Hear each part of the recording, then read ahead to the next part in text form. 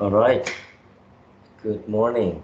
Um, so today there are two cases, right? The first, not the first, but one case is on Aspen Pharmacy, right? And I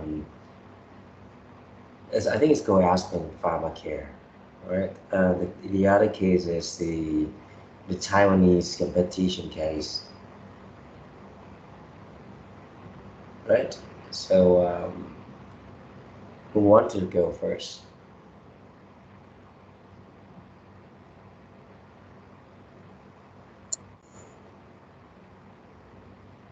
Uh, Last time I already went first, but okay, so the other group then.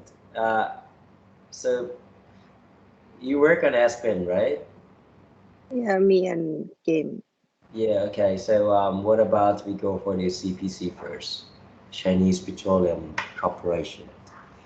Kushwit and Kun Prima. Prima, are you ready?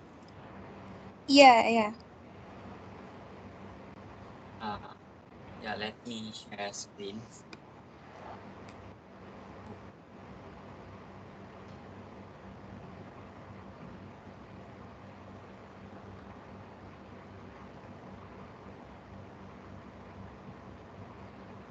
Mm,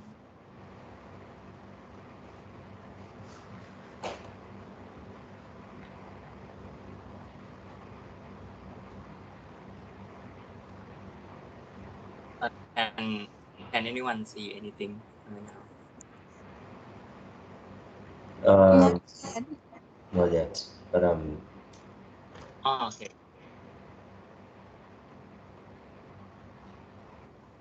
About now. Oh yeah, it works now. Wait. Can you see it this way, or should I like? The screen is split in into two sections. Yeah. Can I put it this way? So I think it's easier for me to connect, unmute my. Yeah. yeah, sure. Yes, go ahead. Can we start? Yep. Okay. Uh, the case we are going to talk about today is the uh, Chinese Taipei investigation initiated by the Fair Trade Commission's into whether Chinese Petroleum Corporation and Formosa Petrochemical Corporation violate the uh, fair trade law by jointly determining the price of petroleum products. First of all, we will introduce the two companies in this case, which is the first one, the Chinese Petroleum Corporation or CPC, which was founded on 1st June of 1946 in Shanghai. And after the Chinese Civil War, the company moved to Taiwan and merged all relevant facility and company there. The main business include surveying, extracting, refining, transporting, and selling of petroleum. And the second company is the Formosa Petrochemical Corporation, F FPCC, which was established in 1992 through a joint investment of Formosa Plastic Group. It's primarily in the business of refining crude oil and selling refined petroleum products. Uh, as both companies simultaneously adjust the wholesale price of unleaded gas and premium diesel oil, the two companies are involved in a jointly determining the wholesale price of the petroleum products. And in accordance with Article 26 of the Fair Trade Act, the Fair Trade Commission (FTC) initiated the investigation on January 20th of 2003. Uh, to have to give you a better understanding of the market situation at the time, we must first look at the timelines. Um, like according to the timelines, it could be seen that the the CPC was the only state-owned company in the market at the time, and the petroleum-related product industry had been highly regulated by the Ministry of Economic Affairs until June of 1996, and when it was opened up to the application for the establishment of new petroleum refineries, that is when the privately owned petroleum refining come in. So at this point, we could say that this is the point of the sorry if my internet is not that good. The regulations on the 1996, and after that, the petroleum gasoline market has been open to imports and export since 1999, and there are currently 4 traders at the time. However, the entrants in the market in 1999 faced the difficulty to acquire land and harsh opposition from residents and the rising cost of settling up new gas stations. A potential entrants were becoming increasingly hard-pressed to build distribution networks. A potential new supplier couldn't have access to the retail markets without the termination of a long-term supply contract between them and the incumbent refinery, which is CBC. So we could say that in this uh, market, the new entrants have to have a supply, a long-term, have to have a long supply contract with CPC, which is the incumbent company. This contract would have unfairly made the situation even more difficult and costly for new players to enter the market. And after that, the FPCC started supplying domestic gas and diesel petroleum product on 2000s. Although another American company, which is ESSO, joined the ESSO joined market on 2002. However, after 2 years, the ESSO leave the Taiwan oil markets because of the difficulty in operations. So yeah, there's no more ESSO. And now, and by looking into the long-term supply contract I mentioned before, the Commission reconsidered its original positions and determined that the long-term contract would not have a immediately disadvantaged market. The Commission therefore finally decided to issue a letter of advice to CPC to request that it and other petroleum refineries terminate or modify their long-term contract with owner of gas station as soon as the petroleum market was opened up to imports.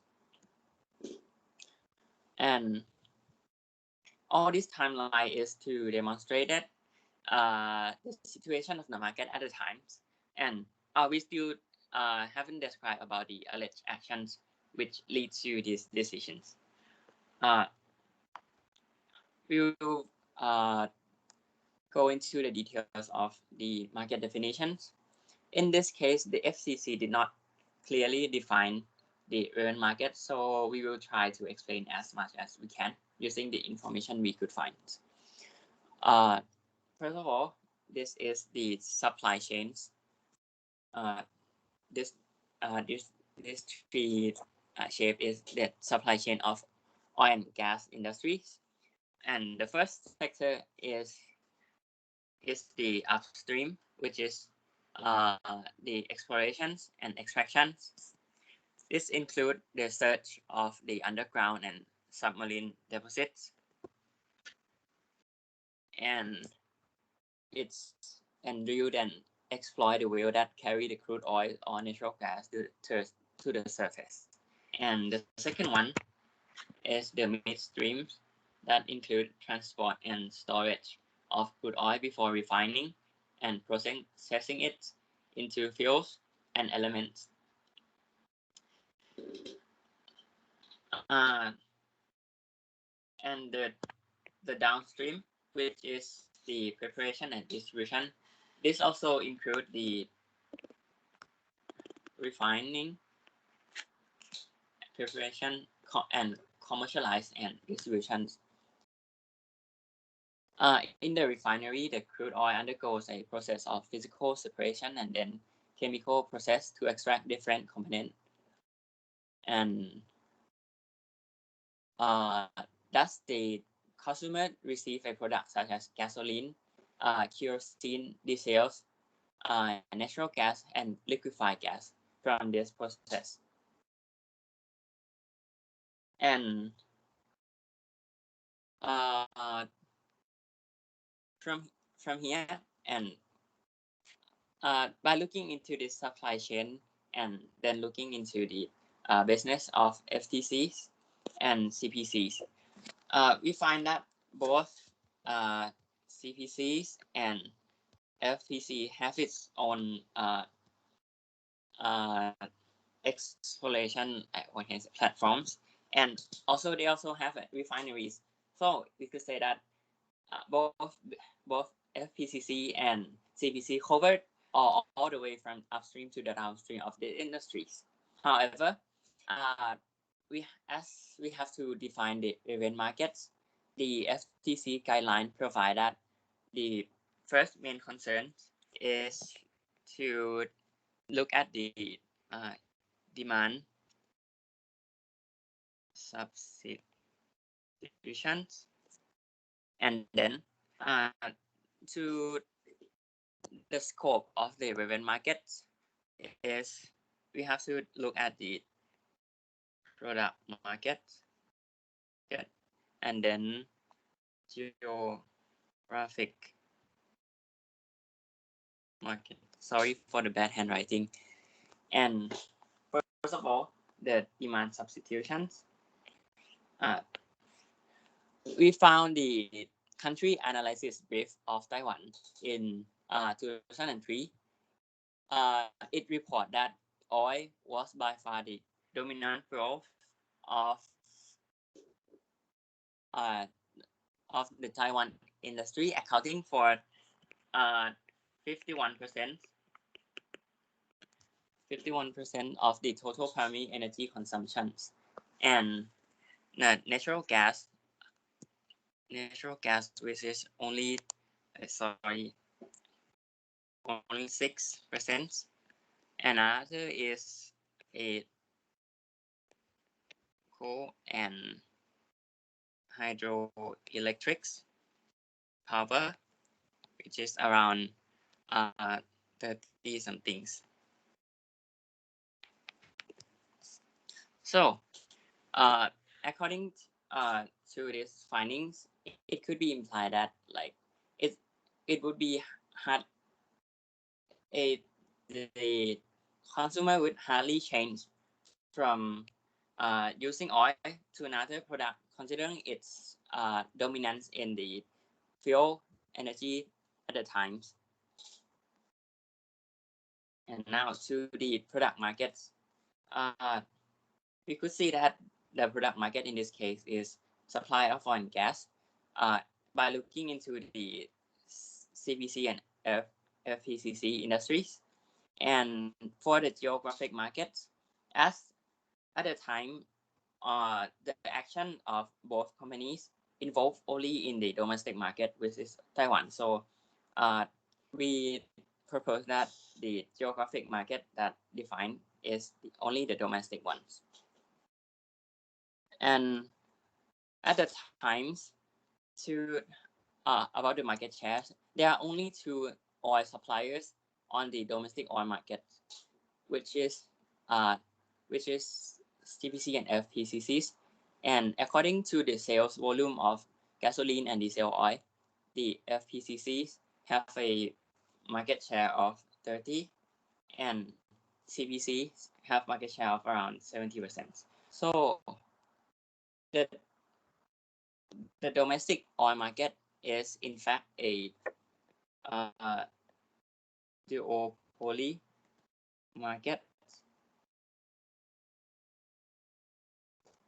And now about the alleged actions. Based on the FTC continuous investigation since 2003, it was found that the two oil suppliers had simultaneously adjusted the price of 20 times at the same time at the same range. And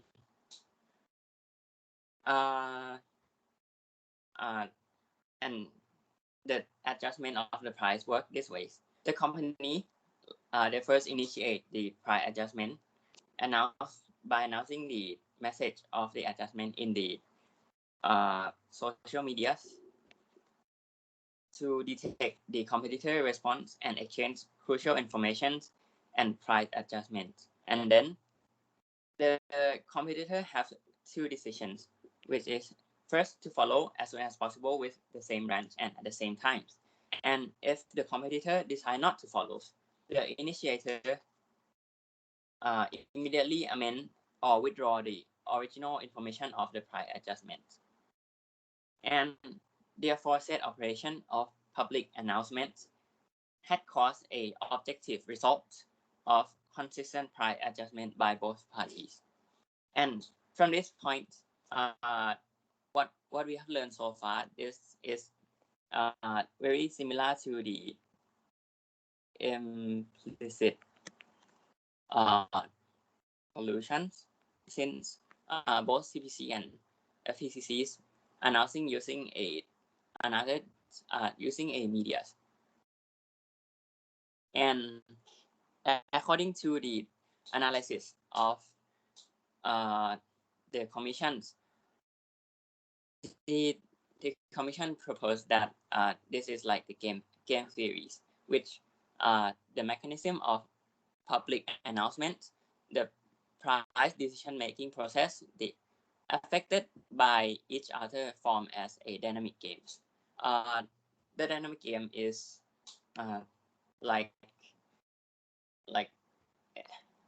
the concept of, what can I say, the concept of dynamic game, or this consequential game is like a broad games, like one player move and another player move, and then the first player move again, and so on. It's work this way, right? So if CPCs decided to increase the price or decrease the price, this is its decision node. And if it increase and or it decrease, FPCCs can make a decision whether to follow, which is increase, or to not follow. And after that, the CPC have a be able to make a decision again. If FPCC decided to follow CPCs, it could choose to like increase again or decrease again, or like according to the previous slide, the situation is whether it's announced, right, and FPCC did not follow the price proposed, the CPC decided to not increase the price as well. So it's kind of work like a dynamic game in this case. And the commission said that the decision made by two oil suppliers will deviate from the balanced result of the market competition mechanisms. And the two oil suppliers will choose the strategies of adjusting the price to greatest amount of increase. And the trading counterpart will relatively pay more for the oil expenditures. And this will lead to an adverse effect on entire consumers' rights and interests. And we must take into account the at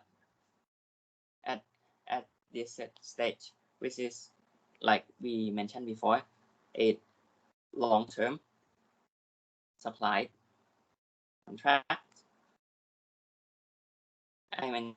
which is mentioned in the very first slides.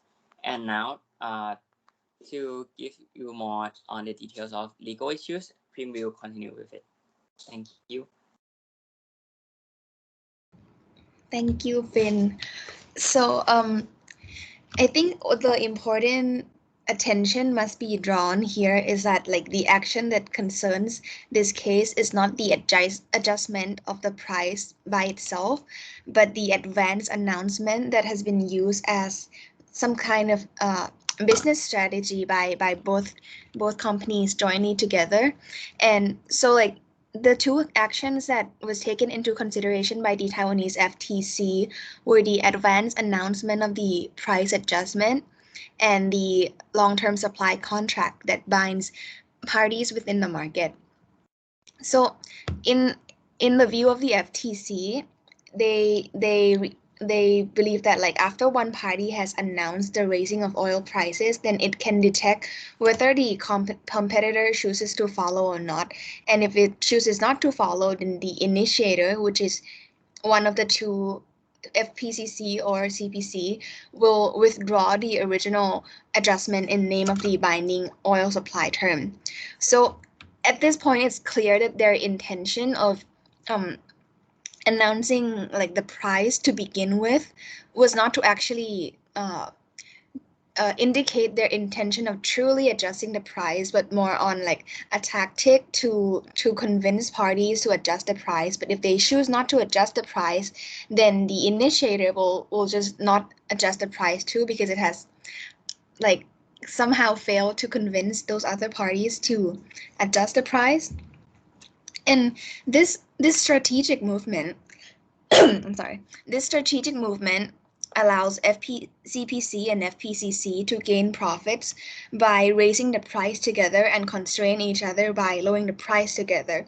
So this sort of makes FPCC and CPC like a form of like a monopoly in a way too, because both of them hold the majority of the market share and they are not competitors of each other.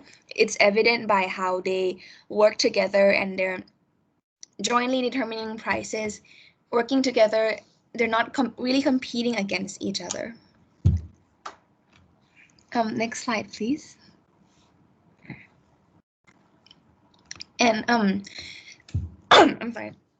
By detecting the competitor's response or exchange information through the advance announcement, along with like the binding of the oil supply term as admitted by the respondents, the CPC and FPCC, it causes the result that the two oil supplies simultaneously adjust the prices at the same time with the same range. So this is a clear evidence that they're not competing against each other. And these two oil suppliers employed the promotion behavior by releasing the announcement of the price adjustment to reduce the delay of detecting the opponent's response or the risk of incorrect information, to form a common understanding of the adjustment and to jointly determine unanimous wholesale prices of petroleum products. So yeah, this is also a clear distinction that like despite being two separate entities, they come together in order with like a purpose to determine these oil prices against other trading counterparts and potential competitors within the market. When the oil suppliers announce the adjustment of the wholesale prices in advance, most gas station operators, which are like the competitors in this case, are affected and therefore adjust the resale list price at the same time. And such a conduct limits the space for the gas station operators to compete in terms of price. It also affects consumers, the wholesale and resale market prices, and the supply of demand and function of petroleum products. See, so like there the effect like suffered by other trading counterparts within the market, like the gas stations, it's clear that like through this strategy imposed by CPC and FPCC, they're suffering like a form of adverse effect by this not unilateral but like a collusive action done by both parties. Next slide, please. So because of this observation made by the FTCC on 2003, the FTC sent a letter to warn the two oil suppliers not to jointly adjust the oil prices and shall decide on the price adjustments and range respectively by themselves based on their own operating conditions. So FTC was like suggesting that these two should not like jointly make strategic decisions or jointly make business decisions because they're two separate entities, and that they should like rely on other more, say, commercially reasonable grounds for their price adjustment rather than to clearly like collude with each other. But regardless of this letter, the two oil suppliers still continued to adjust the price simultaneously and within the same range more than once afterwards. So obviously like the letter did not work.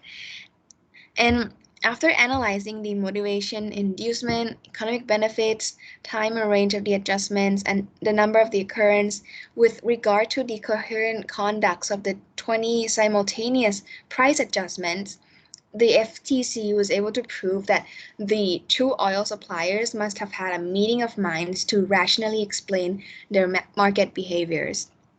This means that like they agreed with each other towards this action.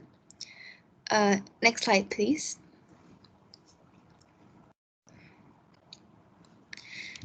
So the FCC was able to draw a conclusion that like the two oil suppliers employed a meeting of minds by publicly disseminating the information of the price adjustment in advance to raise the prices simultaneously with the same range.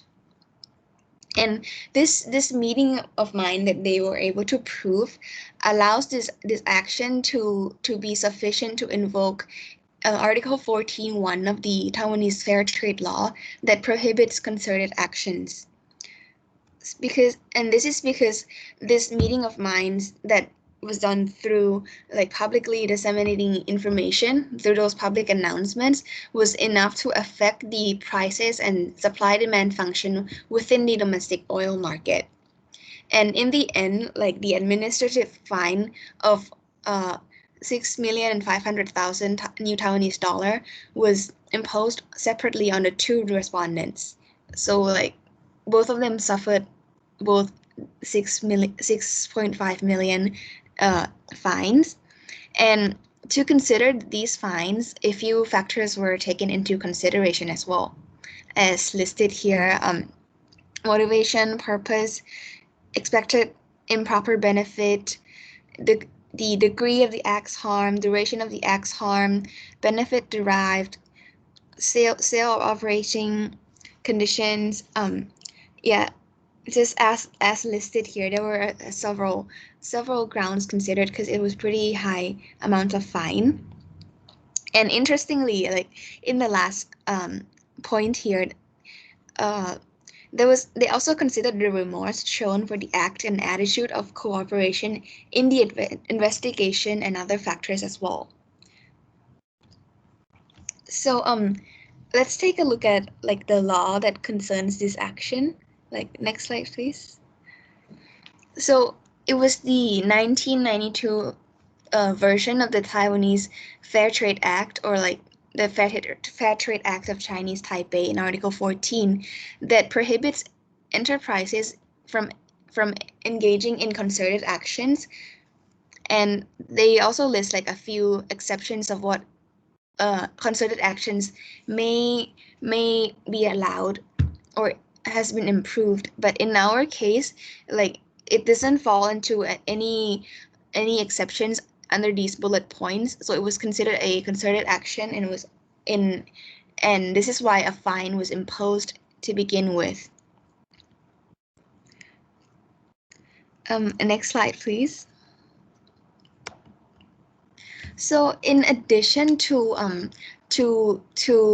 the analysis on how the advance announcement and the long-term supply contract affected the Taiwanese market, and how these two companies had a meeting of minds in order to like strategically determine oil prices, the FTC also elaborated on how how like the elaborated to create a better understanding of the purpose of the Taiwanese Fair Trade Act, and it further elaborated that any high or low oil prices determined by an enterprise shall not be considered a violation of the fair trade law if it's based on free and fair competition.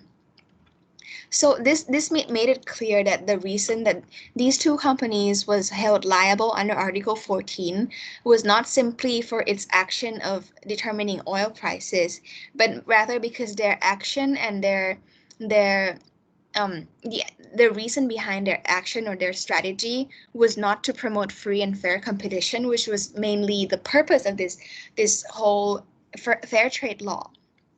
So had like this situation, like let's say if the FTC was unable to prove that these two companies has jointly cooperated for their own business benefits, but rather base their decisions on, say, reasonable business grounds in order to promote free and fair competition, then it is possible that like the result could have turned out completely different. And on the contrary, like as opposed to like the free and fair competition, the FTC states that the fair trade law prohibits conducts such as joint monopoly and abuses of monopolistic power which impede the development of market competition. So not only does the joint determination of oil prices be considered under this case, but also because both two companies could potentially fall under joint monopoly, which makes their actions more worthy of special consideration, like by the FTC. And due to enormous capital and technology acquired by this specific oil industry, large oil refinery factories have obvious entry barriers. And since the petroleum refinery industry has strong economy of scale and economy of scope, market structure is highly centralized and causes insufficient market contestability. Therefore, to ultimately resolve the current competition problems in the petroleum industry refinery, the relevant competition authorities shall continue to the promotion of the petroleum products liberalization policy to build a free and fair competition environment. So, what this statement mainly means is that uh, there is already like challenges concerning entry to market within the oil industry, like to begin with, mainly like also because it was originally monopolized by one single state-owned company, and this company was CPC, and despite being like privatized later on, they still had these connections with other parties within the market, other potential trading counterparts, and even like long-term supply contracts. So it was extremely difficult for other competitors to enter the market. This is also evident by how Esso tried entering the market and pulled out later because it was just too difficult.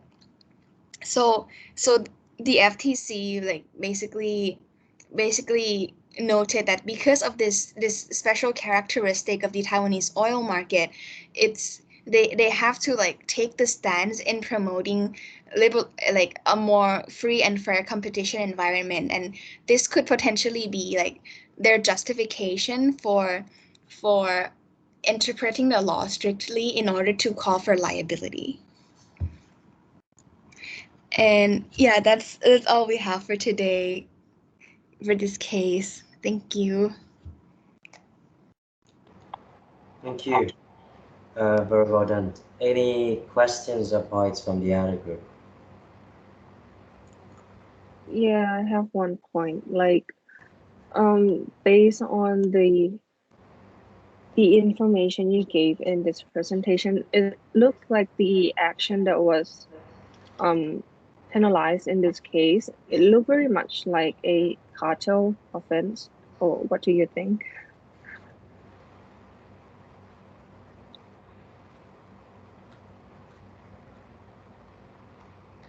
Well, according to like Article 14, the specific action that was that these two parties were alleged of was concerted actions, and and yeah, because it's like a joint determination of oil prices. But yeah, I get your point. It's similar to a cartel too. So what do you think? This is actually a really important point that I really want to I discuss. think like another important element to consider is not only like their actions, like their act of jointly determining oil prices, but how both to have like a a majority um like a extremely dominant position within the market. So it's like it also falls under abuse of dominance because it's also a form of joint monopoly, we could say, Mm.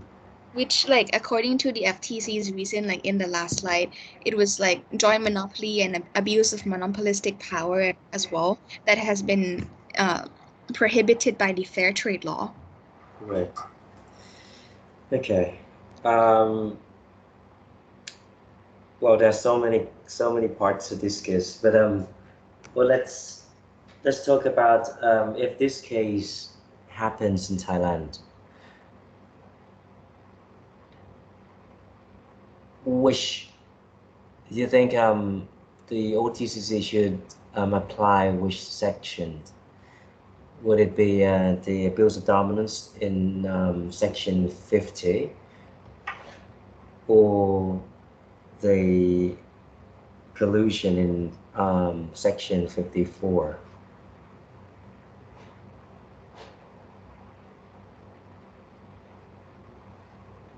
Or both?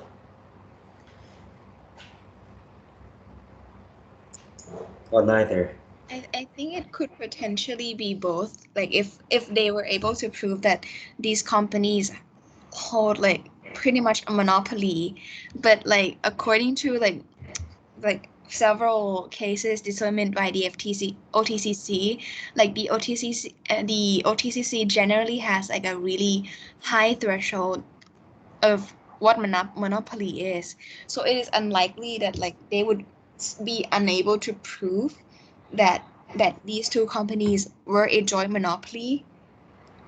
So like a more likely scenario, in my opinion, would be Section 54. Hmm. Well, there's a concept here that if you want to read further, there's the concept of joint dominance as well, right? If you look into some particular jurisdictions, for example, Canada, I think Canada Antitrust explicitly state this concept of joint dominance. So basically, you alone is not a dominant player, but you together with another firms act as if you are. I mean, both of you are a joint dominant player in the market, and you abuse this joint dominant position, right? So that's. Do you think we can interpret the Competition Act of Thailand in such a way?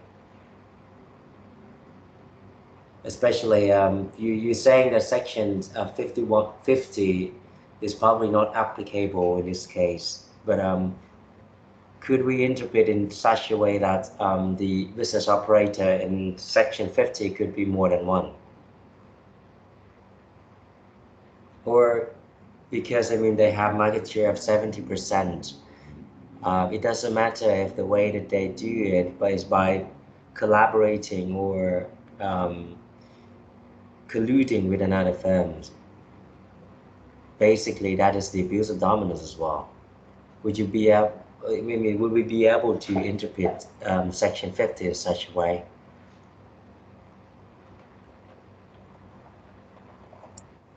I mean, in theory, we may be able to interpret like a business operated, not just one, but even if like two or three or more. But I think there will be a problem if we look at the the TCC notification regarding the market share and market power, would that be a problem? Because it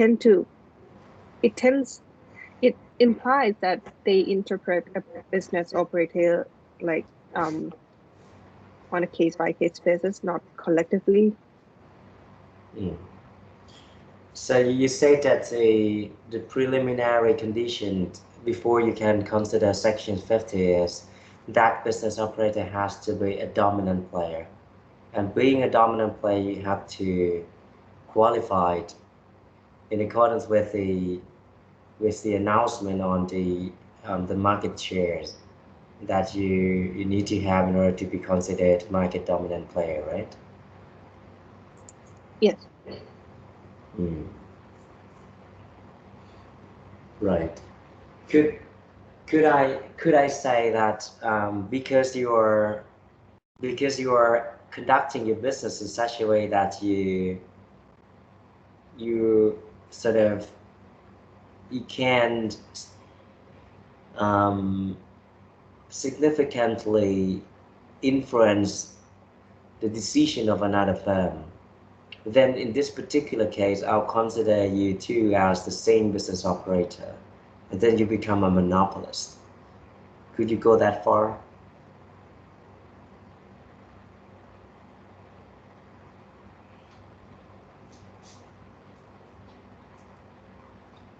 I'm not sure if we can interpret the law that far. I mean, that would be ideal for competition authorities, but in practice, I don't know if that's possible. So maybe not, maybe yes. I think in the context of Thailand, maybe not. Okay, so we cross that out.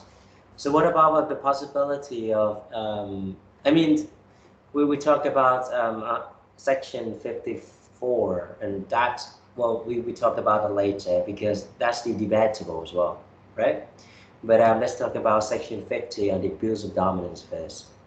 In this case, we know that there was this, what they call tacit collusion, right? Tacit collusion. In the sense that you are not actually talking to each other, or you do not make an agreement explicitly, but you make an agreement implicitly. By having this sort of signaling conduct, right? You sort of announce the price in advance, and you expect that another firms would follow. Would you be able to consider as the subsection 1 of the Section 50 that this is, well, one way by which you set or preserve the level of price unfairly? Can you interpret it in that sense? And this is a unilateral, right? If you consider the if this case happens in Thailand, the only one dominant player would be CPC, right? Because it has 70% market share. And can you say that by doing this, right, you don't really set the price at a certain level, but you do this sort of signaling, then it should be considered as an attempt to set the price as well. Could we say that this is the subsection 1 of the Section 50 in the abuse of dominance? Well, actually, I don't think so, because like Section 50, the subsection 1, for you to have by merely fixing, like setting the price would not like amount to an offense yet, but that price must be unfair or maybe too excessive in any other way. So you need to consider other elements of the offense as well.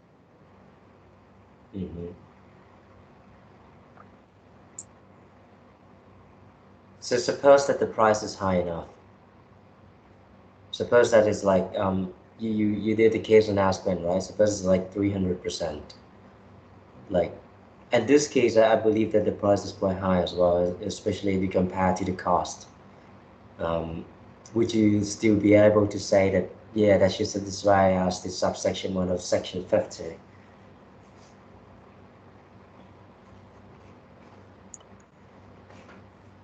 Yeah, if the competition authority can prove that the price was unfair, then that may be an offense on the subsection 1.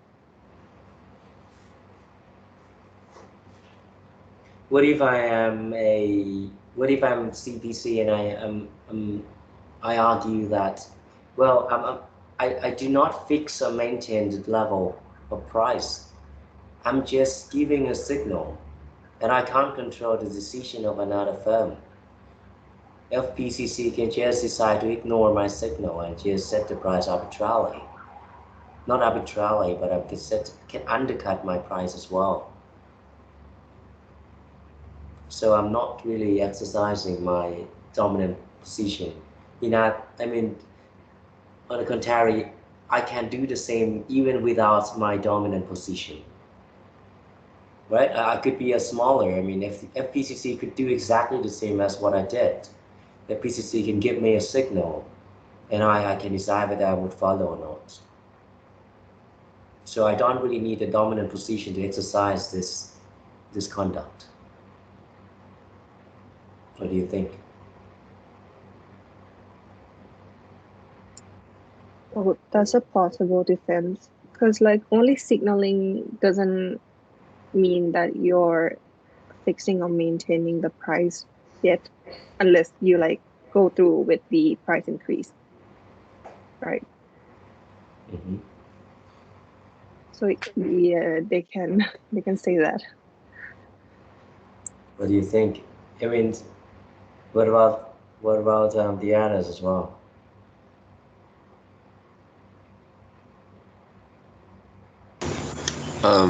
I think given that the company is in a dominant position, it needs to be like monitored. Because even if the signaling is not against the law, but given that you are in the dominant position, I think it could potentially harm the competition as a whole. Uh-huh.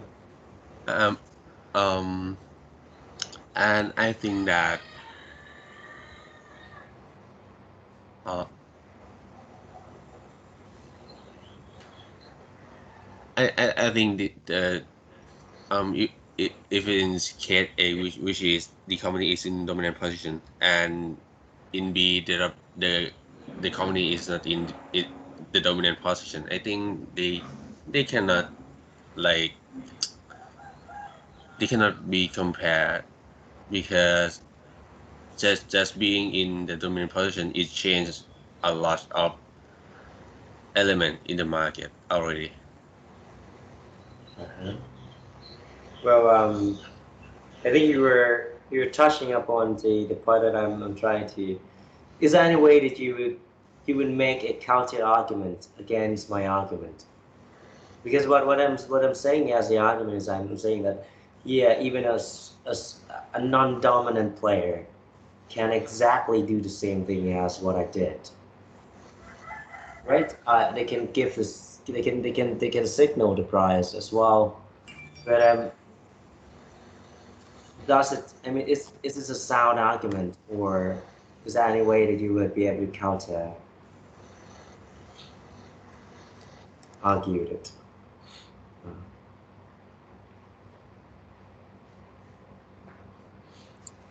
So if there is a fact that make the signal of the price, I mean, affecting the competition or the normal operation of the market or of other business operators, then yeah, I think that would be like an argument against your argument. Mm. Right. So, but Can I say, okay, let's suppose that the conduct is not this implicit collusion, but suppose the conduct is predatory pricing, right? I would like to set the price to be so low that I can basically drive out the competitors. And suppose that I'm a smaller firm, I'm not a dominant player. Could I set the predatory pricing as well? I think it would be harder since like to set a very low price in the predatory pricings, you have to like have enough money to do so, right? Because like at the time you are like decrease the price, you are suffering from what can I say, a you like you don't have benefits from doing so, and uh, like I mean like benefit in the remuneration. So I think it's limited only for the dominant player in the market since they have like enough money to do so. Yeah. Yeah. I mean, it's about credibility, right? You can do whatever you like, but I think it's pretty much about your capacity to sustain that as well. I mean, you can do predatory pricing for a short run, but as long as you don't have like sufficiently deep pocket, then you won't be able to sustain your threat, and I mean, eventually you would have to resume to the competitive level, and that is one of the reasons why predatory pricing would you would need to sort of maintain the level for a certain period to the level that your competitors can't really compete against you because they don't have a sufficiently deep pocket, right? So they can't pull orders. I mean, they don't have strings to pull, and basically they can't compete against you, and they have to go out of the market. Coming back to this issues, I think we talk about this abuse of dominance, and I think the whole point is whether this is not the direct sort of chain of well, I don't want to use the term chains of custody, but you think about this, right? This is not like something that you do on your own, right? It's not like something that is you can do I mean unilaterally, because you just give the signal, right? And you expect that the other party would react. So it is not something that you decide that, okay, I'm gonna set the price at this level. I'm gonna fix the quantity of my production in the next 3 quarters at this level. But that is something that you do unilaterally. But would we be able to consider that, okay, this is because you are a dominant player, which in this case CPC is a dominant player under the definition of Thai law as well. But it is sufficient to say that now you are, by giving this sort of signal, you are unfairly fixing or maintaining the level of price. Well, I think that is something that you need to determine, right? If you are an OTCC, probably you have to come up with a very good logic. And one thing is what you discuss, right? You discuss the game theory, and you discuss the sort of relationship between the actions. Because if you look at, if you remember, we discussed this sort of game theory in our, I think the third or the fourth, or I think it was in the second class. And the dynamic game, if it is a static game, then it's going to be quite easy for the FPCC to decide to defect, right? You're going to undercut the price. But the thing is this, because you are just two suppliers, right? You are just two suppliers, and your objective function is that you would like to maximize your profit. And you know, as the FPC say, that if you undercut the price now, in the next periods, CPC won't sort of won't give you a chance. For example, if CPC played a tit for tat strategy. The tit for tat strategy means that whatever you give me this period, I'm gonna return that favor next period. But if you decided you would cooperate this period, in the next period I would decide that I would cooperate as well.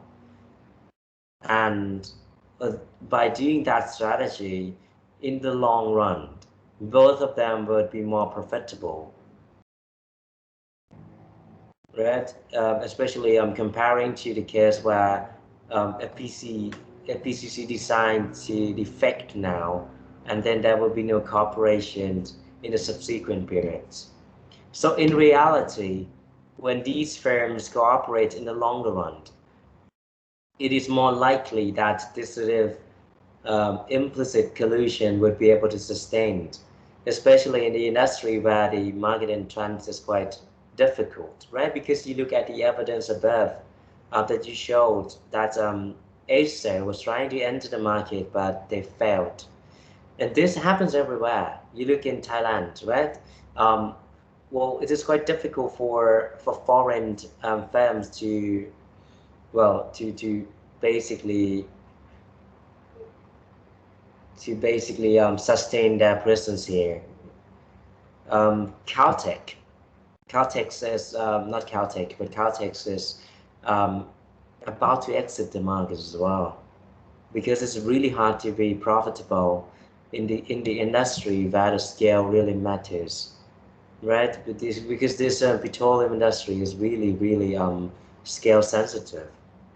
And well, if you're OTCC and you can come up with this and you say that, okay, by giving the signal, it is sufficient to say that this is the way that you can fix the price, right? Because you are a bigger player, and when you are giving out a signal, it is quite likely that you are capable of doing that, and your competitor would naturally follow your signal, because there's just another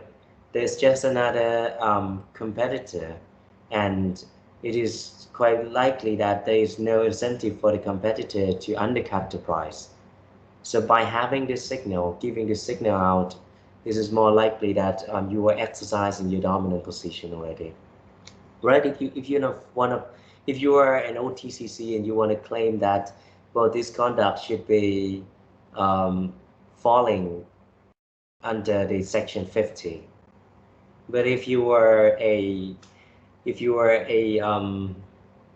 CPC or FPCC, probably you want to argue that no, this is just the unilateral action, right? And I'm not exercising anything. I'm just announced the price in advance, and there's no binding effect at all.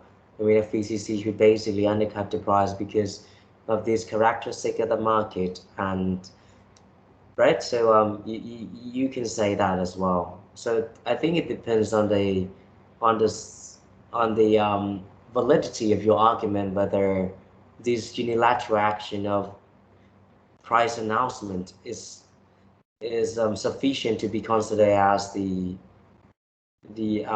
application of your dominant position as a dominant player or not, right? That is section 50. Sorry, I'm spending a bit more time because I think this is so important. This is so important because if you look into the literature, there's still sort of debate, right? Amongst different countries, among different jurisdictions and commissions, whether this should be considered as a joint dominance, and if it's a joint dominance, should it be considered as a abuse of dominance or not? Because this is not something that is done unilaterally, right? So that is one thing, and even in the context of Thai law, we still need to find more evidence, and this is not a criminal law, right? Okay, next questions. Is Section 50 criminal or civil?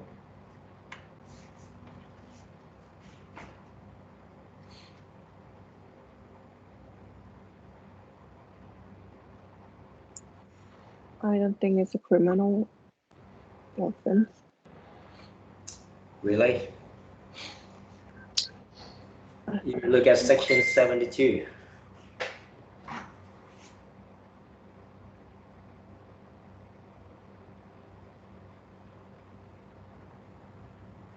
Okay, it's a criminal offense. Right. So what do you think? Principle of criminal law, are we allowed to interpret the law in such a way that we discussed so far?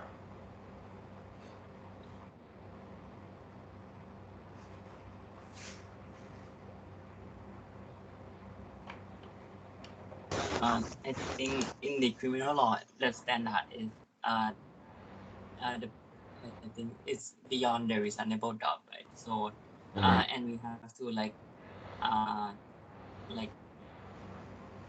think that until we can prove the, what does it call the criminal have to be considered at all time still I sorry have to say Thai because I can't think of English word บริสุทธิ์จนกว่าจะพิสูจน์ได้ว่าเขาผิด thank you ครับ Okay, so this is, would you consider this as an extensive interpretation of law? Right, I mean, innocent until proven guilty is one thing, right? But are we trying to sort of extensively interpreting the law to find someone guilty by doing what I was doing?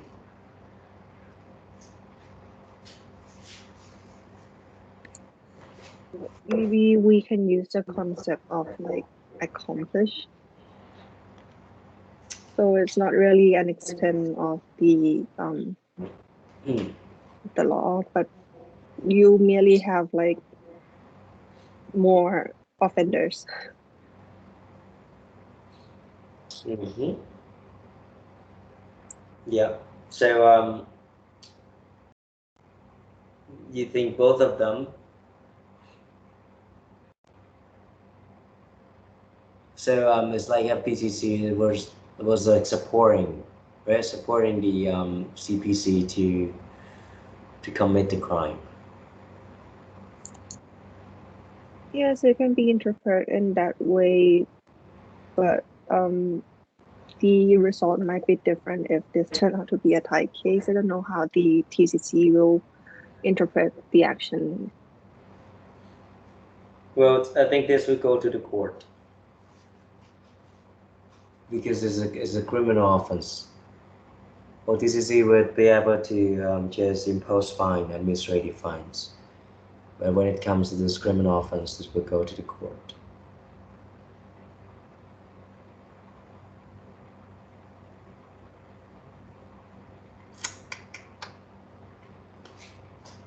Right? I mean, but you see the point, right? I'm not asking just to come up with the solution that I had in mind because I mean, honestly, I don't even have a solution in mind. But I know that these are the issues that we need to discuss when the case, I mean, when the case happens and suppose that you are working for OTC or you have to represent these parties. These will be the issues that you would have to think thoroughly and come up with your argument, right?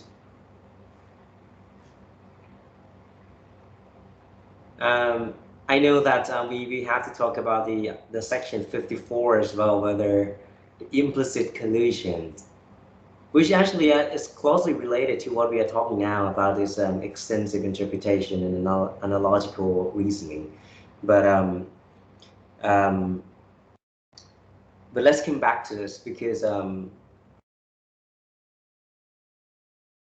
I want to hear the article first, but just put this in the back of your mind, okay? That whether the question is mainly whether implicit collusion could be considered as an offense that would fall under the section 54, because they don't talk to each other, right? It's just one party announce the price and another party just follow.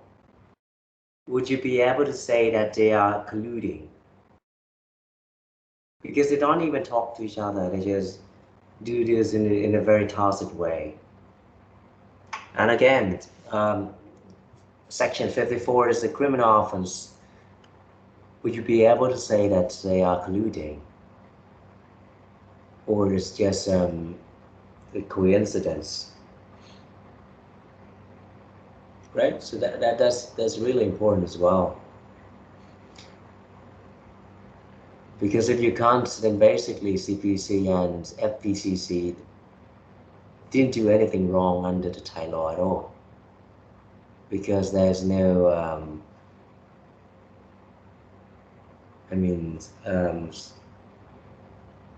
there's no provisions that would be applicable to the case. If we find that, okay, it is not really dominant position because there's no direct chain of relationship between the action and the consequence. And this is just an implicit collusion, it's not an explicit collusion. It should not be the case in section 54 either, right? So,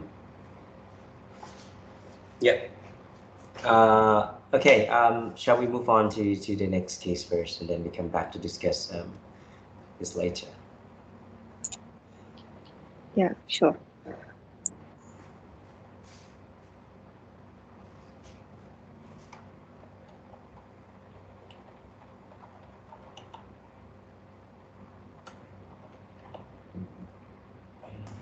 Can you see the slide? Yes. Okay.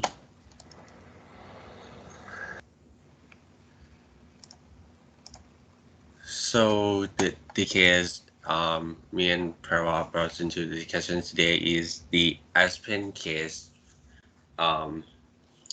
ruled by European Commissions. And before we go into any legal issue, I would like to give you some background information first. And this case is about the Aspen, right? The Aspen is a global pharmaceutical company based in South Africa, and it also has several subsidiaries in European Economic Area.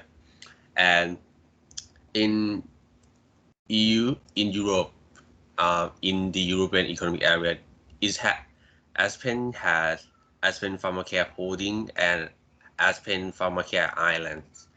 And what did Aspen sell?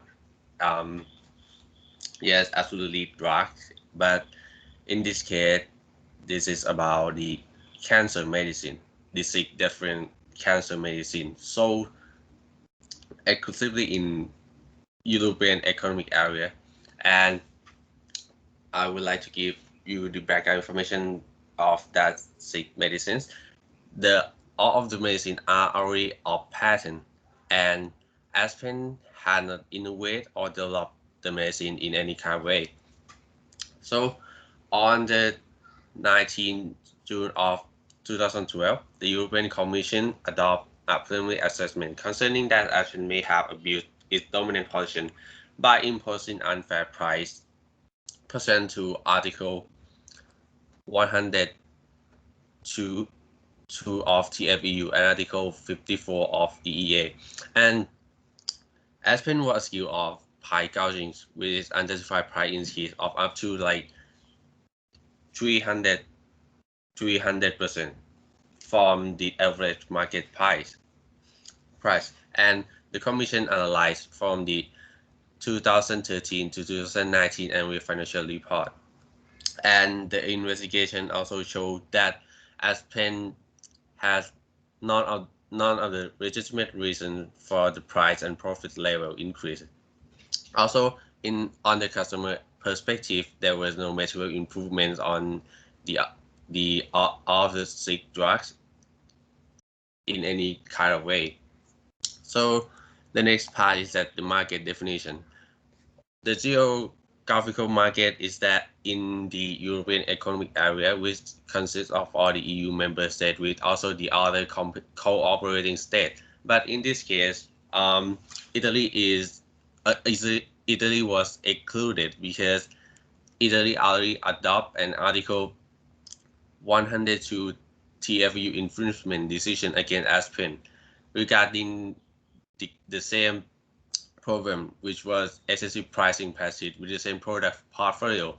But in the Italy, there were also that there were only 5 problematic drug cancer, and the little known product in this case is that all the 6 different cancer medicine.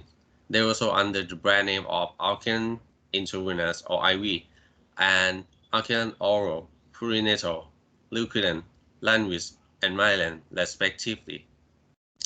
And for next part, I will pass this on Parva.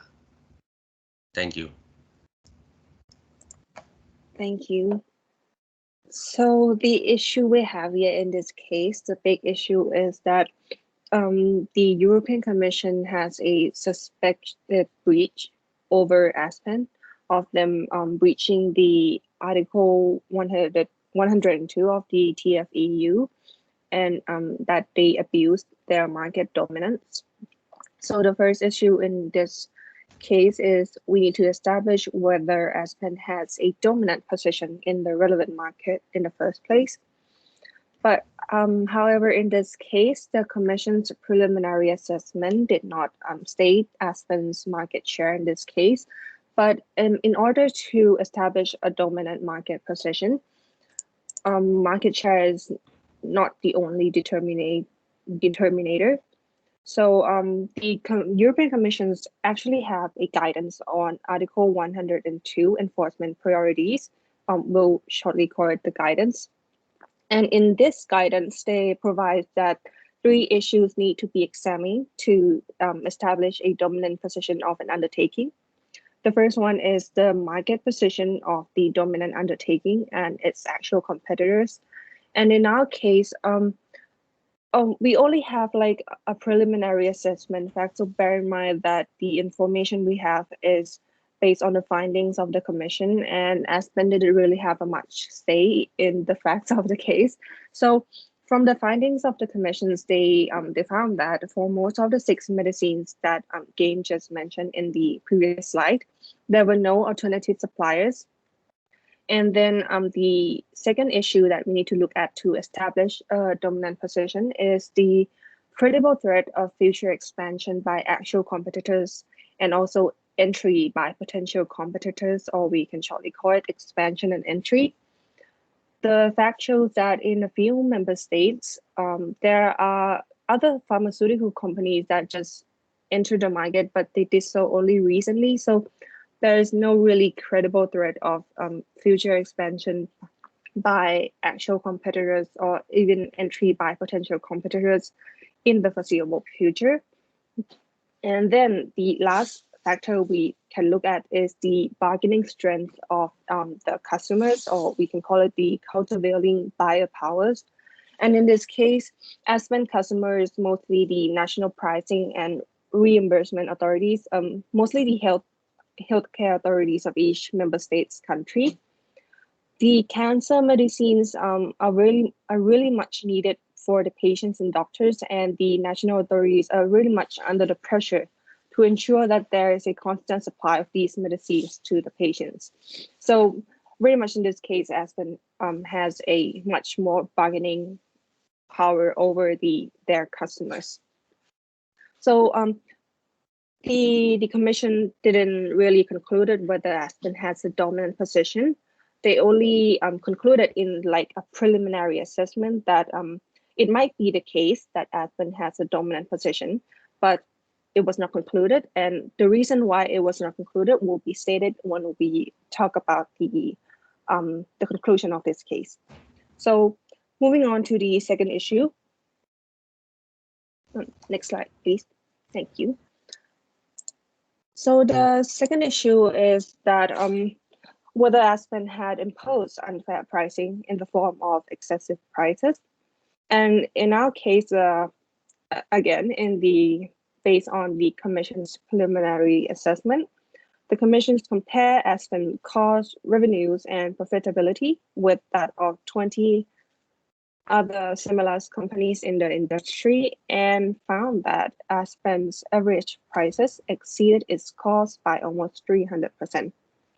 And not only that, they also analyzed Aspen's accounting data and found that Aspen has consistently earned very high profits from the sale of these magazines in Europe, compared to profit levels of similar companies in the industry. And given that the patent protection had already expired 50 years ago, these high profit levels could hardly be objectively justified. And in Aspen defense, they didn't really provide a reason for why they had to impose such high cost increase in the price. And that there is also a case by the European Court of Justice called the Football World Cup case. It also stated that it is not necessary to show that a firm derives a commercial advantage from the excessive prices. So basically, you don't have to gain or maybe gain a commercial advantage from increasing the price, but the fact that you're imposing an excessive price over your customer can already amount to an offense under the Article 102 of the TFEU. So there's also a case called the United Brands in 1978. So it's quite an old case, but it's quite a landmark case as well. So it says that in establishing that the price is unfairly excessive, you need to compare the cost that the firm actually incur and the price actually charged to the customers.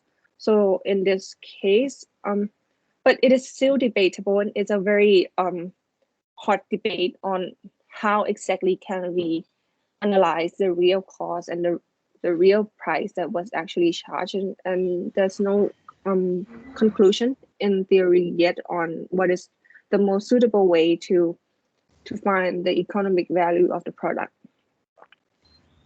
But in this case, since the price increase is almost 300%, the preliminary assessment by the Commission still sees that there's a possibility that Aspen is breaching Article 102 of the TFEU.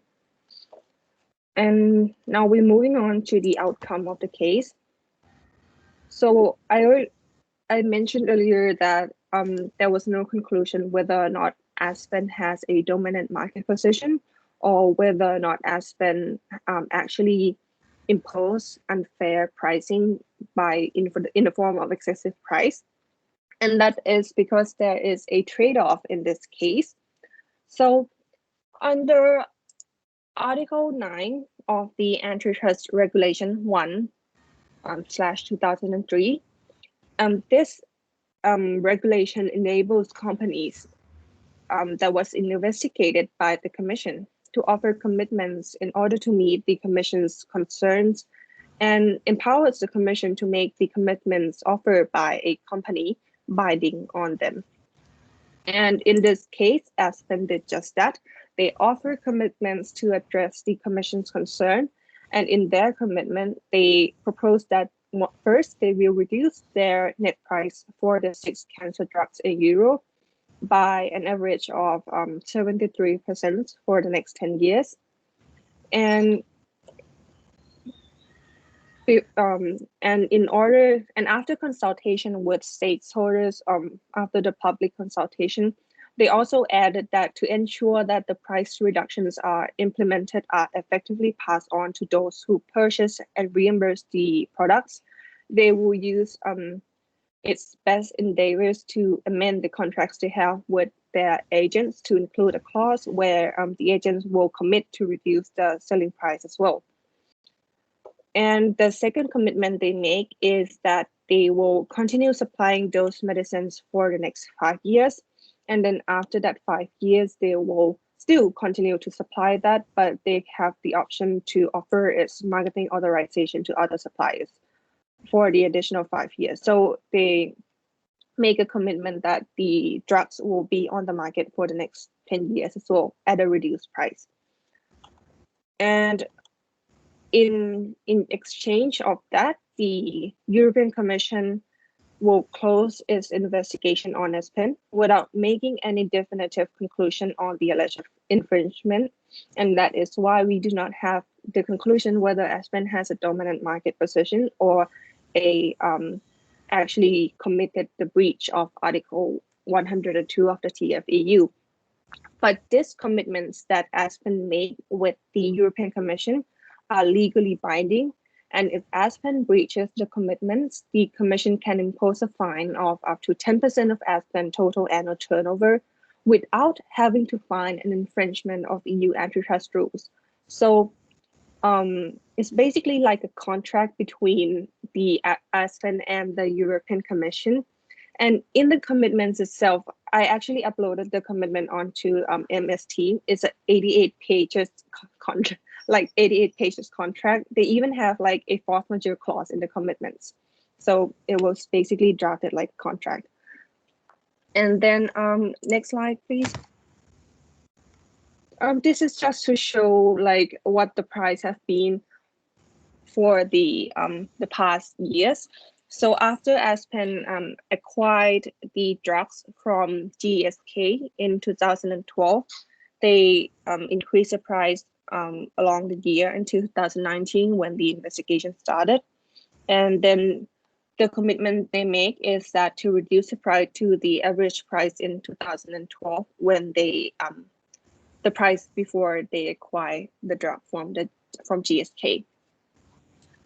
So also, one interesting point about these commitments that Aspen make is that there will be an appointment of a trustee to monitor Aspen's conduct throughout these commitments. So the trustee will be independent of Aspen and of any competitor or customers of Aspen.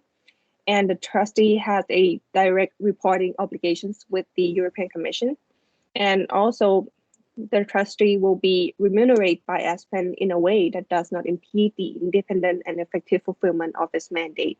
So really, the appointment of the trustee is probably added as a result of the public consultation because, yes, you can make any good commitments, whatever you want. You will reduce the price, you will supply the drugs for another 10 years. But if you do not have a proper monitoring mechanism, the commitment you make might not be as effective as having a monitoring authority. And obviously, the European Commission has a lot on their hand and cannot like put all the resource in this case. So appointing a trustee is like a really interesting concept they make in this case. And that is basically much the information on this case. But before I end the presentation, just wanted to add like an afterthought. So this case is really a landmark case for the European Commission to add like a really heavily regulated industry like the pharmaceutical industry into their enforcement portfolio. But the fact that they started the investigation on Aspen is, I mean, it might have an effect on other pharmaceutical companies in the European market that are now having very high price increase. So the point is that in starting this investigation on Aspen might have any effect on innovation, especially in the pharmaceutical industry, which is pretty much research and development driven industry. So if pharmaceutical companies feel like the products they spend so much money and cost and human resource on cannot be like profitable as much because it must be like within the not only in the eyes of the pharmaceutical regulation authorities but also in the eyes of the competition authorities, that might have an effect somehow on the innovation in the future. So that's just an afterthought. So that will be our presentation. Thank you. Thank you. Very interesting. Again, any questions or observations?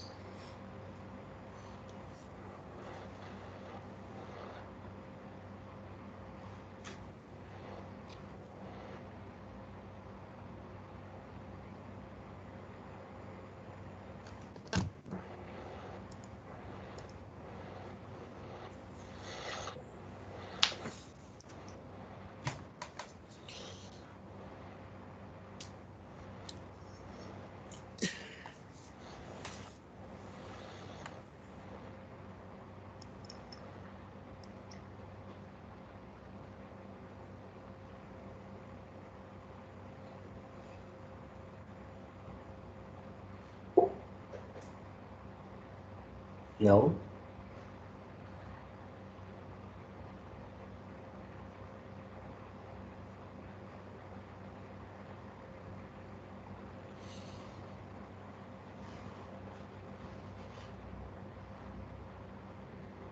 All right. Well, probably one first quick question. Could the OTCC designed to have this commitment with the business operators, as in the case of the European Commission?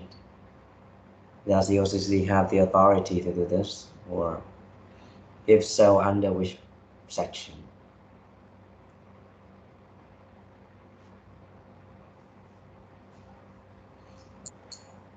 I'm trying to look through the Trade Competition Act, but I don't think there is a clause like this.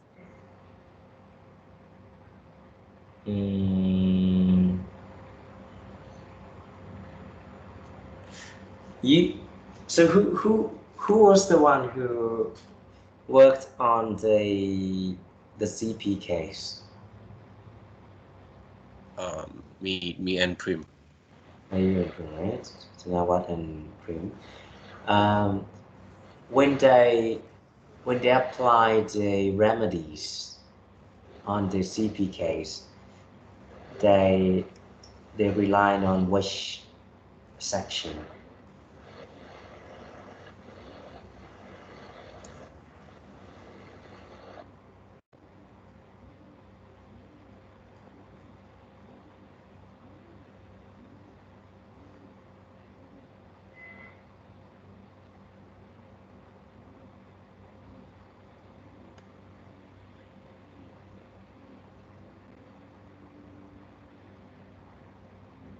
I didn't really remember it. Sorry. Yeah, me neither. Is it the section or the announcement that they rely on?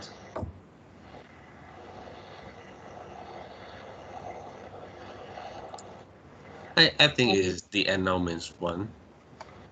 Right. The announcement would say that if you look at the announcement, let me open it. I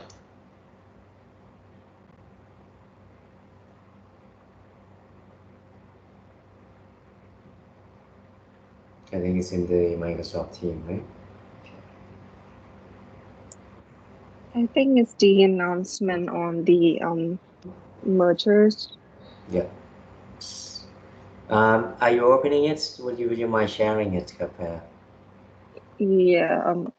Is it okay if it's in Thai? Sure. Yeah. I think we all can read Thai, right?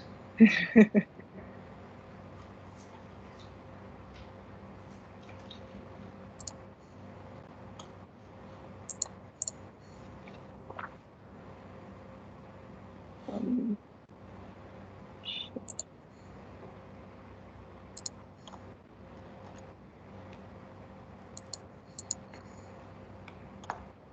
Right. You see the section 10, right? Saying that the commission can set any conditions for the business operator to follow. But this is the merger. But there's no such a thing in abuse of dominance, right? I don't think so. So this is probably one. This is quite interesting. Okay, let's set this.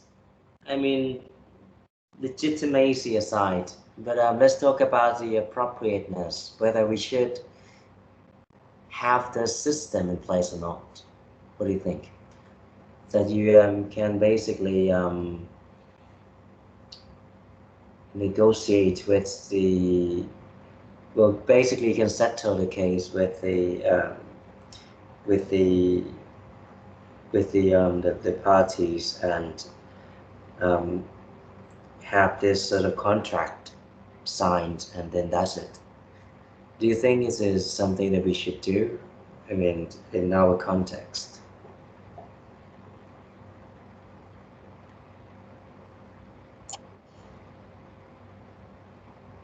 I mean,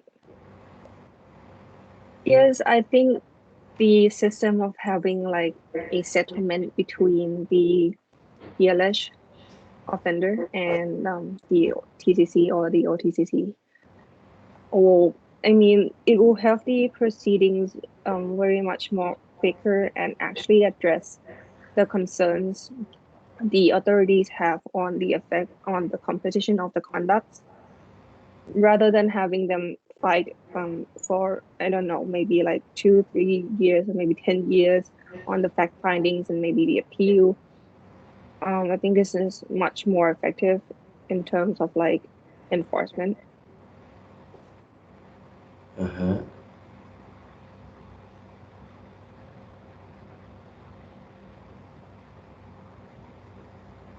So you think they should have this in place, right? Okay. Um, so do you think if there's no provisions in place that would allow DCC to do that at the moment? Is there any provision in place?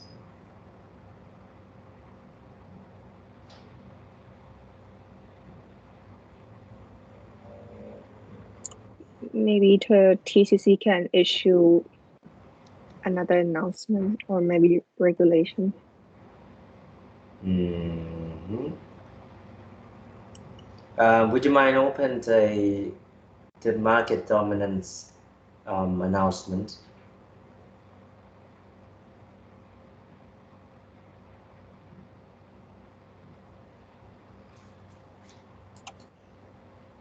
Is it Yes. this one? Yeah. That would be just the criteria of the market share, right? Yeah. That's unfair. Yes. It's the guideline, right?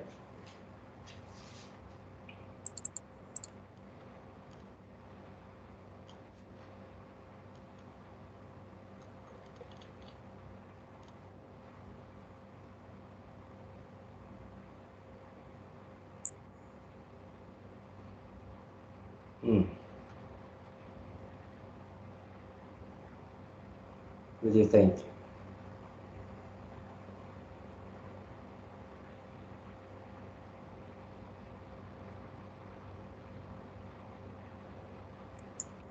It doesn't give the TCC any authority to like issue further secondary law.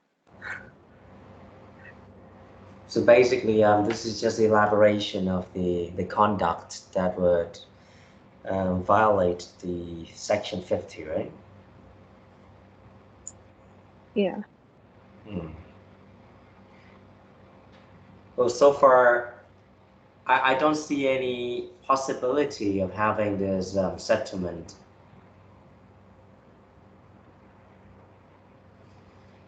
Well, the commission can do something, right? They can probably set up Well, if you look at section 79, there's a possibility of the Competition Act. You look at a section of 79 of the right. So this is sort of like a not a direct solution to the problem, but you can see that even if it is a criminal offense, the law gives this authority to the commission as well, right? That you don't actually need to go to the court, but if you decide that you would fine the state, then that would allow the case to be considered settled, right, in accordance with the criminal procedure code. But this is just the fines, right? There's still no sort of like settlement or details. So probably, as you said, if you look at the authority, the section that provides a scope of authority and duty of the commission, I think it's a section with 30 or something.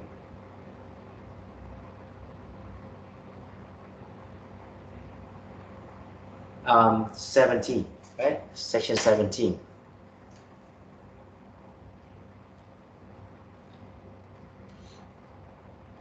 Is there any subsection that would allow the commission to do that? To say that, well, let's have a settlement and have it design that I would just impose fines on you and that's it. But I mean, the commission has that authority already, right? But another bit is to make this settlement.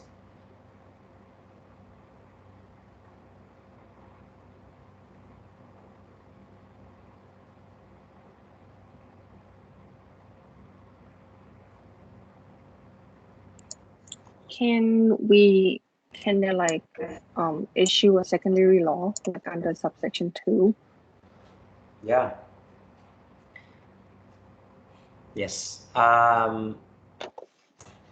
They should, right? So this is one of the things that that they can do, right? They can issue these sub-regulations so that they would be able to do so. And I don't think it would conflict with any principles of the act itself, because now you say that oh well, if there's any criminal charge, then the commissions I mean they are able to impose fines, and the criminal offense would be considered settled. But by doing so, why not just allow them to impose some other conditions as well? And that's essentially what it means by this settlements in the case of Aspen, right? Because it's not just you don't want to fine them solely, but you want to impose some conditions. But if the law doesn't allow you to do it so at the moment, and you feel that by having that authority, so that having that capacity as a commission, it would help facilitating competitions. So that I see no reason of not issuing the well, the sub-regulation to allow the commission to do so, right? So when you consider any law, I think it is quite important that you go beyond the provisions of the law, right? And you ask like, okay, what was going on, and would it be better if the commission has more capacities? And is it a possibility that we could expand this capacity to help them to work better? Right, so this is one thing that it can do as well.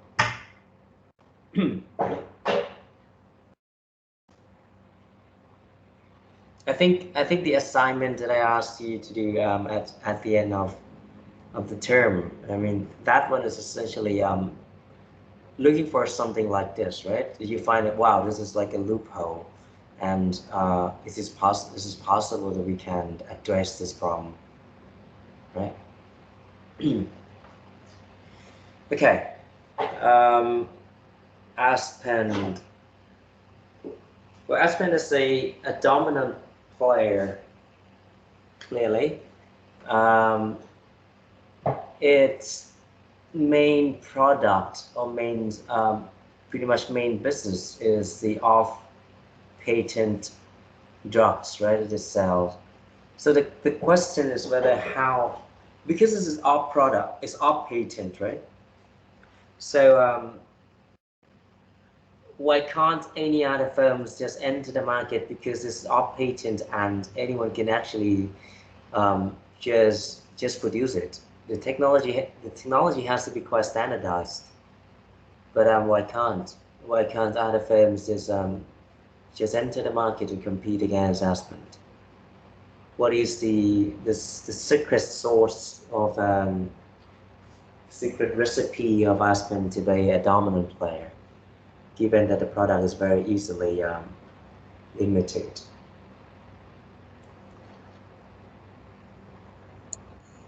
Based on the fact that we found these drugs were like a very niche drug. It's not like a common drug like Tylenol or like the drugs you have every home needs to have, but they have a very specific client base. So Yeah. not very much people will need to use it. So even if there's other competitors entering into the market, it will be hard for them to like acquire more customers because of having we have really limited customers in the first place. Right. Yeah. So basically, by the nature of it, Aspen operating as, to a certain extent, a national monopoly, right? Yeah, I think we can say that. Right. Well, there was actually a case. I think it was a couple of years ago, um, which was interesting. I think it was in 2000 and I cannot remember, but the drug was called Daraprim, and this guy who is the owner and the founder of the firms, I think he increased the price like for like about $10 to like $800 a tablet, and that is like 80 times, not 300%, but that is like 8,000%. Have you heard of the case? Yeah, I've seen like that name come up when we're searching the case. Yeah, but I quite like the way he speaks. Yeah, quite a pain, but so that is basically because when you produce certain drugs and I mean not that many people need it, right? And well you have I mean specific purchasers, and they don't really need your product all the time, but certain or just the demand will be quite constant, and it's at the level where being a sole producer is the most efficient in the sense that your average cost would be as low as possible, and there's no reason for any other players to come in, because if you have more than one player, the average cost would be higher per producer, right? And that is the whole reason why in some certain cases it is reasonable that you would have just one player, right? And that explains well in terms of like these sort of utilities, right? Or basic infrastructure, why you need just one or maybe at most two business operators to run the business, and that is simply because you gain this economies of scale by being just one player. right? And that is what we call natural monopoly.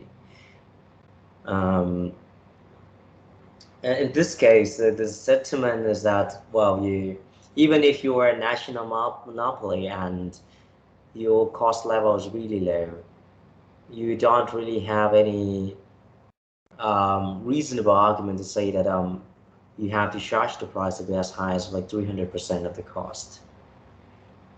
And this is a very good point because um, being big and being able to impose the price, if you look at the provision 50, I mean the section 50 of our Competition Act, you see the term unfairly, right? You see the term unfairly. And by being unfair, it basically means that you have to, if you're aspirant, your base chart is probably to argue that I am actually charging it fairly, right? Because I do have these reasons. I charge these higher prices because I need to reinvest on certain areas, or I need to do this, or I need to enhance my efficiency, but or innovation, because I need to hire researchers. I spent a lot of money. I sunk a lot of money in other projects that failed miserably, and I need to basically recoup these expenses that I spend heavily on these research and development. And that is the classic argument of most other pharmaceutical companies, right? I mean, you have to try so many. I mean, you have to make tons and tons of attempts in order to hit once, and then you can get your patent registered, and then you get certain monopoly profits for a certain period, right? And if you look at it deeper, there's a very very profound um, intersection between this intellectual property protection and competition law, right? Because intellectual property protection is there to provide, I mean, explicitly provide this monopoly power to business operators in order to reward, right? In order to reward them from their innovation or invention. And the whole reason is to provide them the incentives so that they have the incentive to try and, well, make a bet that, okay, I'm gonna try like hundreds of possibilities, and if I hit once, I will be able to charge this monopoly profit, excessive profit for certain periods. In that, I would recover all the expense that I paid on the other 99 attempts, failed attempts.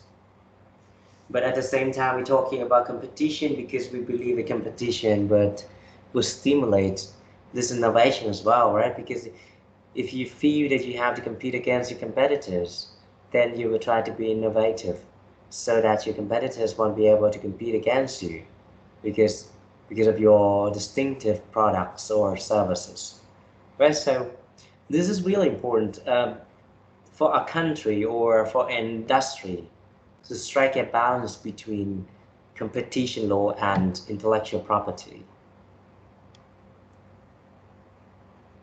right? But in this case, I mean, you are selling off patent products, and it's really hard to argue. But what if you need to argue? What would you do? What would you say if you are working for Aspen?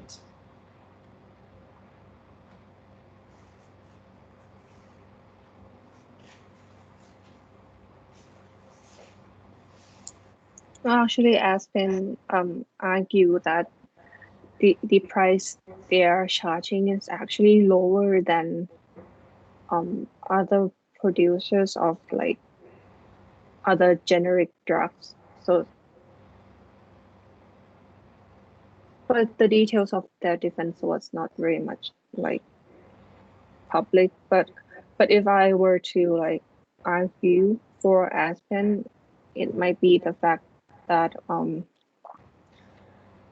the price we have is not, so you cannot look at only the increase, but also you need to look at the cost that they incur in order to like produce a product.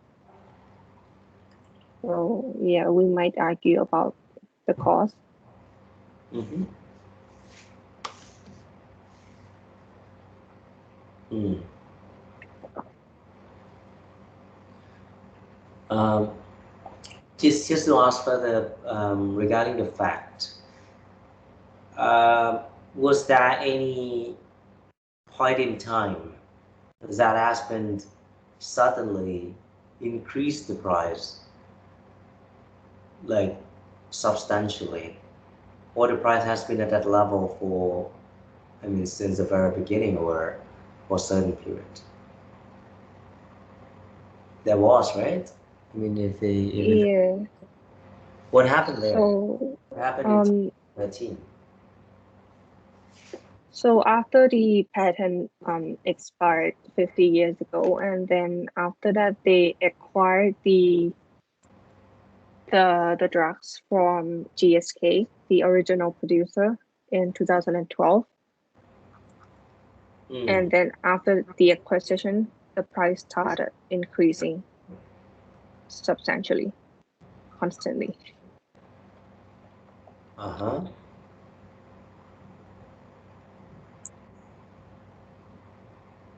So so if you look at the case of Turing, the drug that I mentioned earlier, Martin Squarey, the CEO of the company, he argued that, well, the increase of the price is just actually to reflect the real value of the drug, because this is the rare disease, and when you have the rare disease, the demand is, I mean, definitely, the price of most rare disease medicines are high, right? And well, the thing is, this is just an adjustment that you change the price to be at the level where the normal level should be. And in the past, we trying to reduce the price and to enter the market, but now it's just like it's just basically going back to the natural level price. So that was an excuse, I mean, used by another company, and I think it probably used by Aspen as well when they were arguing um, against the commission.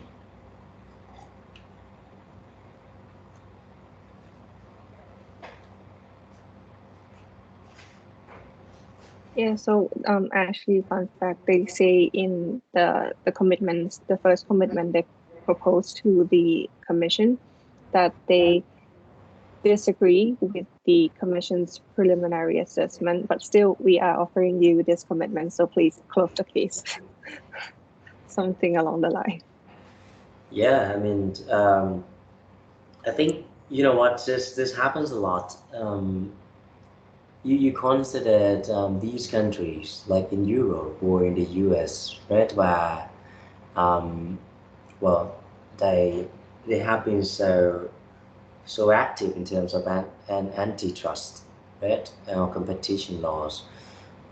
But if you look back here in Thailand, well, pharmaceutical industries are one of the most problematic area in the antitrust because of, well, they, I mean, they have this sort of like not not secret, but they have this weapon to fight against competition, and that weapon is usually innovation or um, this IP protection, right?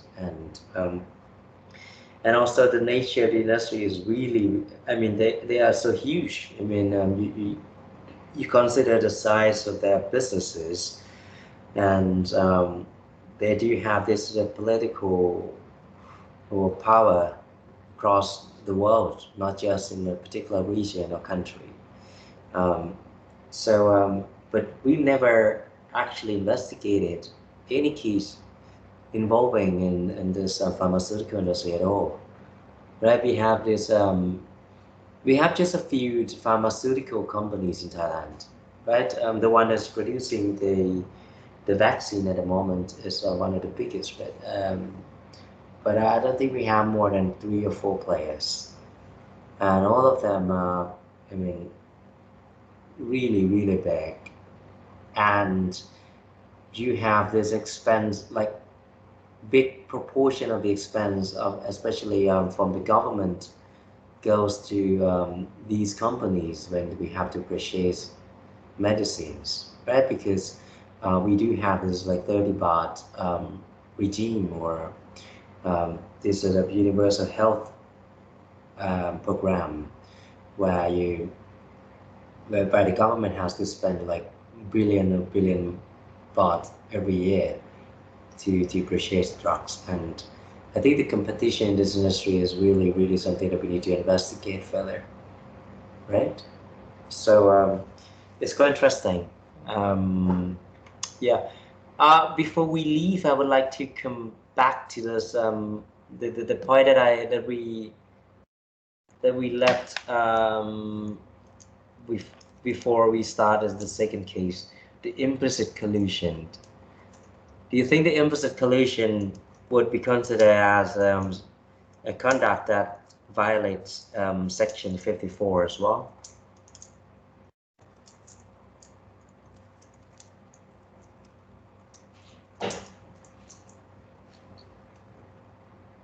So, if we like apply the criminal law principle in order to establish like implicit collusion, we can look at the intent. Like in Thai, it's like เจตนาเล็งเห็นผล Yep. So you think you should apply the intentionality and say that oh, that is you also intend to do that, and is the Section 54. Yes. What about the others? Do you agree or disagree?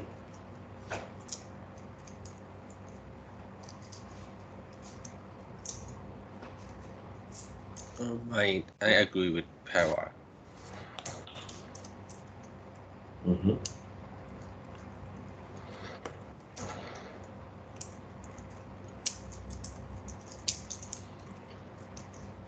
Right. I would have to say that it's still mixed. In the old days, say 10 or 20 years ago, the president, especially in the EU and also the US, was that the implicit collusion is not considered as cartels, because it's like the connection between this implicit collusion and the intentionality, I mean,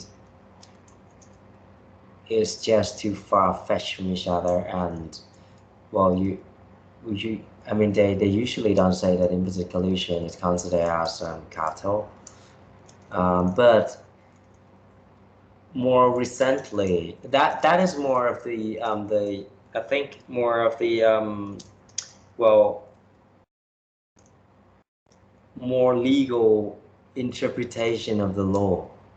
But in the past 10 or 20 years, more influence, especially from the economics, right? Especially as we discussed, this repeated game. It is more likely that if it is quite clear enough that you know that you can predict the behavior in advance, because you know that by having this repeated game, then it is more likely that the collusion would be sustained. Then by just giving the signal, it should be considered as sufficient, like, I mean, to be considered as having this cartel formation already. So the trend is going to be more sort of like um, well, I mean, implicit collusion is more and more likely to be considered as a cartel and would fall under the section 54. And one of the reasons is because this is quite, as you said, even if it is something that you do not explicitly do, but as a business operator, because you know that if you communicate or you contact each other, well, that's going to be quite easily detectable, especially in the presence of this latency program, right? You would try to do more of these implicit things, like giving a signal or providing some sort of indirect message. Right, so and some people will say that you can communicate in so many different ways, not just verbally. You use your body language as well when you communicate, right? And if that is the case, then they don't see any reasons why you could consider this an implicit collusion. That one firm set, I mean, putting the price up, and another firm just follow. Why can't you just say that this is another way of communication as well? And they're effectively equivalent, right? So the trend is sort of leaning more towards the inclusion of this implicit collusion as a part of cartels. But at the end of the day, you have to consider it's on a case-by-case basis anyway. All right? Any questions? Any points that you want to talk about or ask regarding the views of dominance? Yeah, just about the criminal law standards. So since you mentioned that it is a criminal offense, so I would want to know if the TCC, when they determine these kind of cases, do they actually like explicitly apply criminal law standards, like the intention, the actions, something like that? It's quite hard. The thing is this, I think, well, this is a bit philosophical, but if you look at the concept of like, which section again? 70, I think 72. 79, right? The 72 is the section that involves the violation of section 50, but the 79 is the section that allows the commission to basically sort of transform the offense from criminal to administrative offense, right? So and when the commission has to design in that way, because I mean the commission can bring the case. I will probably have to bring the case to the court, and if it actually goes to the court, then I think the court would apply the criminal standard. But this case is not, it's not a criminal court, right? If you look at the jurisdiction, the case will go to the IPIT court. So I think the principle would be applicable when you consider this criminal offense, especially if the punishment would be this sort of like imprisonment, and but also including this criminal fines as well, if it were to go to the court. But if it's in the eye of the OTCC, then to me, well, the thing is this is not a typical criminal charges, right? It's just like this is not like when you kill someone, or this is more of the economic crime. And when it comes to the economic crime, by nature, you can't really interpret in such a straightforward way as the individual crime, right? Because you have to look at it in I mean, using the public damage lens, right? In terms of like the impact on the competition and on the economy as a whole, because that is the whole reason why you criminalize it, because you believe that this conduct has a negative impact on the overall society, right? And that is the reason why criminal law is the public law, because when you kill someone that will compromise the security, the public security, and the public benefits, right? So if you look at it on that way, then I think the interpretation was still pretty much in line with the administrative offense, because you still need to consider the impact on the society as a whole, and especially from the angle of the economy, right? How would it ruin competition? How would it ruin consumer welfare or other competitors' welfare, right? So when you talk about the criminal and that sort of extensive interpretation, well, I think there is a sort of like a boundary, right? It's like you cannot really interpret it extensively in such a manner that is so far-fetched. But at the same time, when you consider this impact on economy, you still need some room of interpretation anyway. So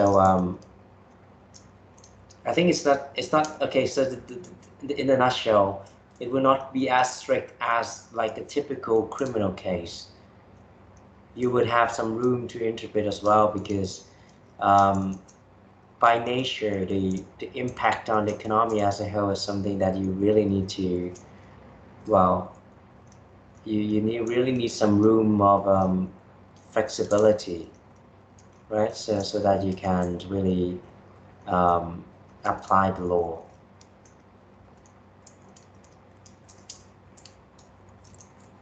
Thank you.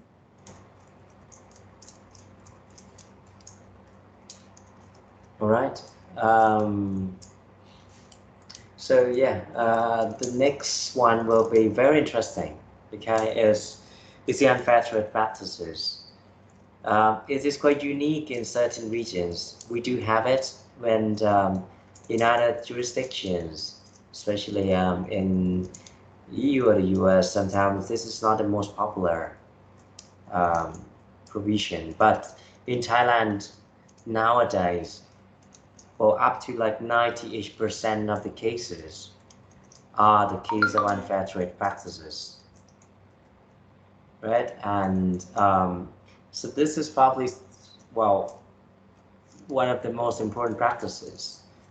Sorry, not the most important practices, but one of the most important sections in the law that we might need to explore. And it's going to be our last case session as well, right? So, well, I mean, look forward to learning it. Okay, so I'll see you on Friday, right? At 10, and please do upload the case in advance so we can have a look at them. Okay. All right, so I'll see you next. No, I'll see you next time on Friday. Okay. Thank you. Bye-bye. Bye-bye. Thank you. Bye-bye. ขอบคุณครับ Uh,